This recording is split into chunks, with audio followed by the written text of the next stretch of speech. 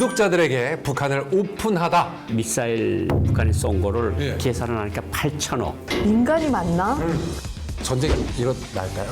전면전 가능성은 없다. 기존에 알고 있었던 그 북한과는 전혀 다른 세상이 펼쳐지고 있구나라는 걸 다들 알 수 있을 것 같아요. 이 작년에 난 기사를 제가 하나 봤는데요. 2022년에 입국한 탈북민 수가 2017년 이후 최다라는 기사가 났습니다. 그 재밌는 거는 절반 이상이 MZ세대, 북한의 미래를 책임질 젊은 세대에 잇따른 탈북 이슈. 희진 씨도 20대 때 이제 한국에 오신 거예요, 그죠? 저. 어떻게 이렇게 탈북을 하게 됐는지도 궁금해요. 그러니까 제가 25살에 탈북을 결심해서 네. 탈출을 했는데요. 해외 생활을 저는 했기 때문에 해외에서 살다가 북한으로 돌아간다고 생각하니까 너무 끔찍한 거예요. 해외 생활은- 근데 제 월급의 80%를 그 미사일 쏘는데 다 가다 보니까 다 보내야만 하는 거죠? 보내야만 했거든요. 그래서 외화벌이 일꾼들이 해야 하는 일이 우리는 외화로서 당에 충성을 해야 된다. 200유로도 제가 살 수 있는 게 집도 월세도 내야 되지 안 되는 거예요. 200유로면 그때 당시 그럼 뭘 할 수 있었어요? 200유로로 월세 내고 월세 내고 관리세 내고 인터넷 비용 내고 그러니까 기본적인 아주 네. 생활만 가능한 그렇죠. 거였네요. 근데 북한 돌아갈 시기가 다가오고 있는데 돈이 없는 거예요. 그래서 돈을 벌어야 되겠다 해서 그때 나의 타겟이 뭘까 했는데 한국 유학생들이었어요. 그래서 만두 장사를 해야 되겠다 하고 네. 마음을 먹고 예. 이렇게 오더를 받기 시작했죠. 유학생들한테 나의 명함을 돌리고 예.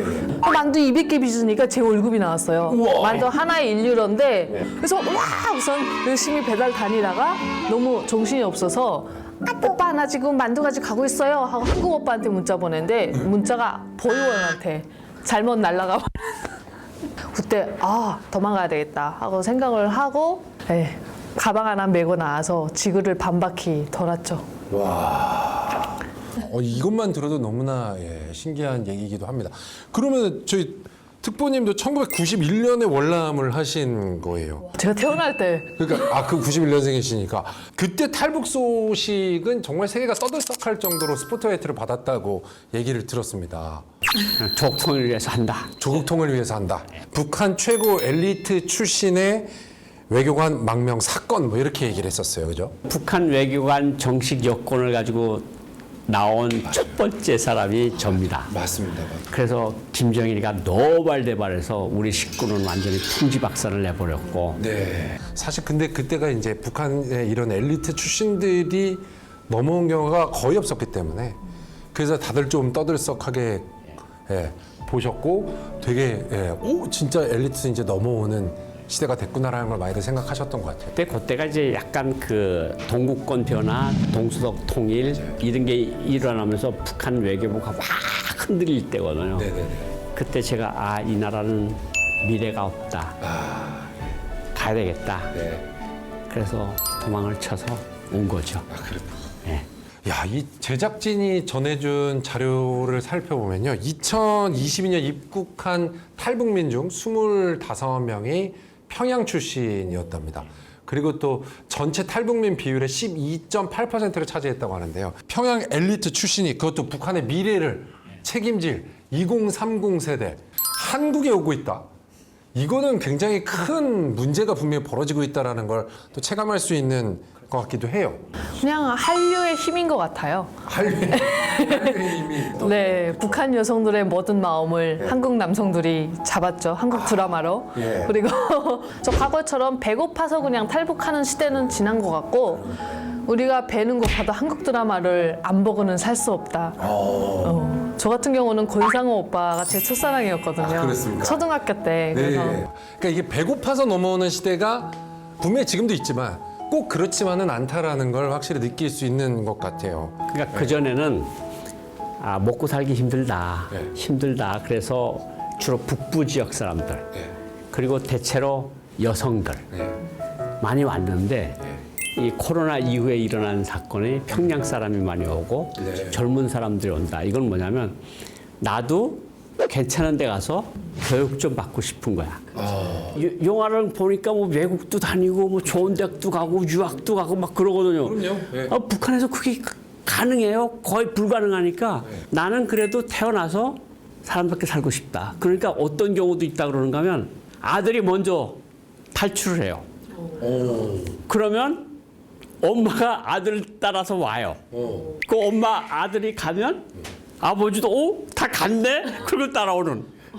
그러니까 이게 나와서 주재관들, 외관들 자식들이 너 우리 평양 들어갈 때가 됐어. 그러면 아빠 거기는 안 갈래. 그치. 그러니까 젊은 세대가 나이 든 세대를 움직이고 있다 이렇게 볼 수도 있어요. 근데 K-드라마 보고 막 이러면은 사실 솔직히 걸리면 안 되잖아요. 근데 그게 이전 같으면 50위안, 100위안 주면 뇌물 주면 풀렸는데 이 지금은 드라마 몇 개 봤다고 12년 교화형의 16세 난 중학생 손 내밀어 그래서 수갑 채우고 끌고 가는 장면이 몰래카메라에 찍혀서 근데 드라마 몇 건 봤다고 그러는 거야. 그만큼 한류가 영향력이 있고 한류의 영향이 다른 계층에도 미치니까 당국으로서는 엄벌에 쳐야 되겠다 이런 생각이 들어서 엄중하게 대하는 거죠. 근데 뭐 교화 정도는 그래도 좀 나은 거고 오징어 게임 봤다고 실제로 쏴 죽였어요. 미성년자를. 이게 사실 그만큼 문화라는 게 중요한 거기 때문에 이 반동 사상 문화 배격법 이건 뭐예요? 이게 아야 들어오지 못하는 한류를 막으려고 예. 만들어 놓은 그러니까 반동 사상이라는 게 주로 우리 같은 말을 쓰잖아요. 그렇죠. 타이틀이나 이 자막이 더빙이나 이런 게 필요 없어요. 그냥 한국 드라마 그대로 보면 그대로 이해를 하잖아요. 예. 그리고 사실은 SD 카드나 USB 같은 게 드라마 뭐 열댓 개 들어가 있는 게 사실 북한 노동자 월급 가지고는 몇십 개월 월급에 해당되는 비싼 값에 팔림에도 그것이 날개도 진듯 팔린다는 거죠. 그러니까 그만큼 이걸 보기 위해서 목숨을 건다는 거죠. 그러니까 그만큼 영향력이 지대하니까 반동사상 문화배격법, 그 다음에 뭐 평양 문화호 배격법, 그 다음에 청년 애국사상 보호법 이런 세 가지 악법을 2020년도에 들어와서 만든 거예요. 오빠 금지법 뭐예요? 지금 살짝 얘기해. 친오빠가 아닌데 오빠야 했으면 잡아가는 거죠. 제가 봤을 때 김정은이 스위스 유학을 했잖아요. 그리고 한국 드라마 아이돌 엄청 좋아한다고 알고 있거든요. 그렇죠. 북한 주민들이 자기를 그렇게 팬심 가지고 사랑해야 되는데 자기랑 똑같이 남쪽 문화를 좋아하고 남쪽 오빠들을 좋아하고 막 이럴 걸 아니까 그 열등감에 아마 이런 걸 만들지 않았나.